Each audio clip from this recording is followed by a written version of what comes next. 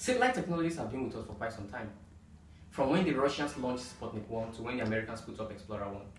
We use communication satellites to beam our favorite TV shows to ensure we make telephone calls across the world, radar satellites for military purposes, Earth observation satellite for monitoring the planet, soil composition, weather, and so on and so forth.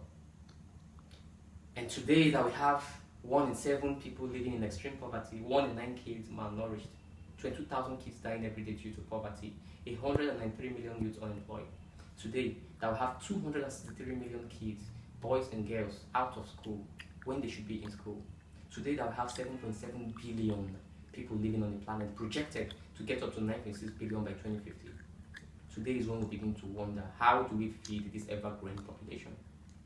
How do we ensure that we're able to sustain ourselves, sustain the species, and make sure the planet is in good shape?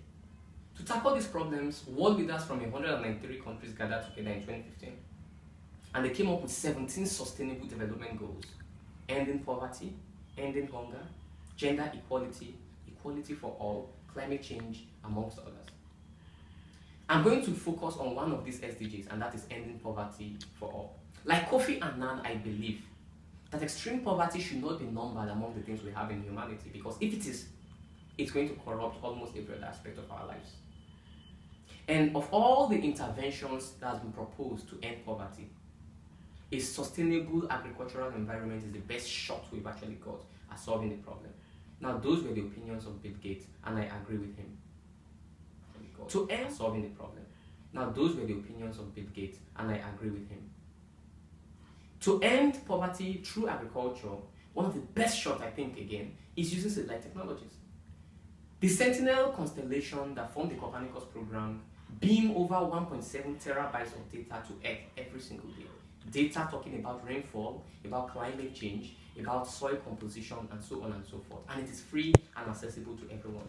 It is our duty, therefore, to get this data to the farmers in Southern Asia, to get it to the farmers in Kiribati, in Sub-Saharan Africa. And what's more, with this data, just like American farmers who have just 800 acres of land can make $11,000 per year, we'll be able to ensure that we'll not only provide food security for the farmers and their families, we'll also be able to provide an economic and financial security for their communities as well. And what's the future of all this? Artificial intelligence and machine learning. With artificial intelligence, we can get this data and not just push it across to the farmers.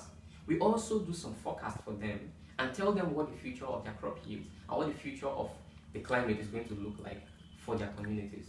And so they can make informed decisions and informed agricultural practices.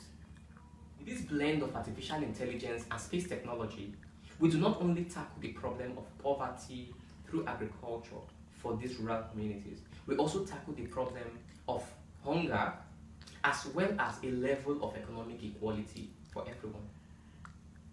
Thank you so much for listening. My name is Agbo Dozier.